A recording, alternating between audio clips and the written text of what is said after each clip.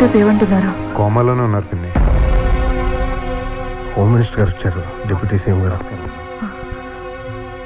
ఎవరు చేశారు? నక్సల్స్ అని సస్పెక్ట్ చేస్తున్నాం. మందుపాత్ర పేల్చారు. ఇంతవరకు ఎవరు క్లెయిమ్ చేయలేదు. ఇన్వెస్టిగేషన్ జరుగుతోంది.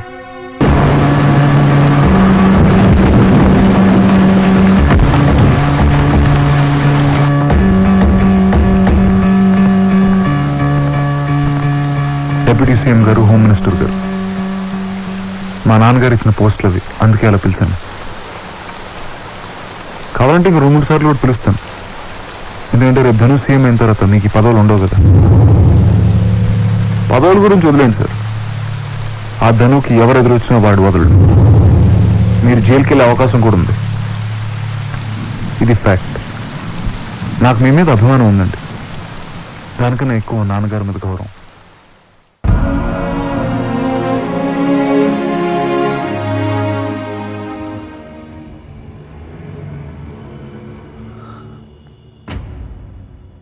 అక్కడేదో పెద్ద భవనం ఉంది. పద ఇంటికి ఫోన్ చేద్దాం. ఎక్కడికి రా? వెనక్కి వెళ్ళిపోండి. కార్కి యాక్సిడెంట్ అయిందండి, ఫోన్ చేసుకుందామని. ఇది నిజం కాదు. మరి కనిపించేది? వెనక్కి వెళ్ళిపోండి. అర్జెంటుగా ఫోన్ చేసుకోవాలండి. రావే.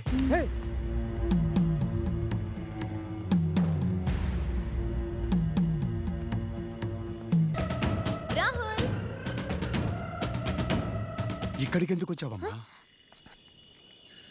తిరిగి వెళ్ళిపో. ఇక్కడ మా రాహుల్ ఉన్నాడు. లోపల మనుషులు ఎవరూ లేరు.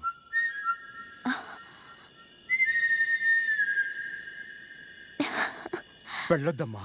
అది మా రాహుల్ విసిల్. అమ్మా,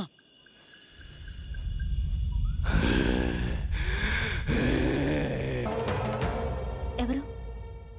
మా అన్నగారు నీలేంద్రవర్మ చనిపోయి 30 ఏళ్ళయింది.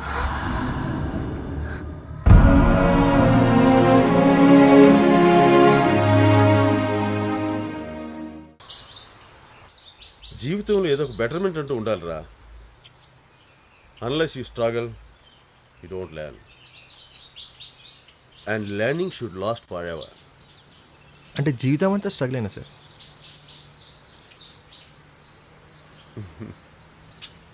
మ్యాథ్స్లో ఇంప్రూవ్ కావాలని తెలుసుకున్నావు కదా, దాట్స్ ఇనఫ్. నాకు తెలిసిన మ్యాథ్స్ లెక్చరర్ మా ఫ్రెండ్, వాడితో చెప్తాను, వాడికి ట్యూషన్ చెప్తాడు. Okay, thank you sir. Good evening sir.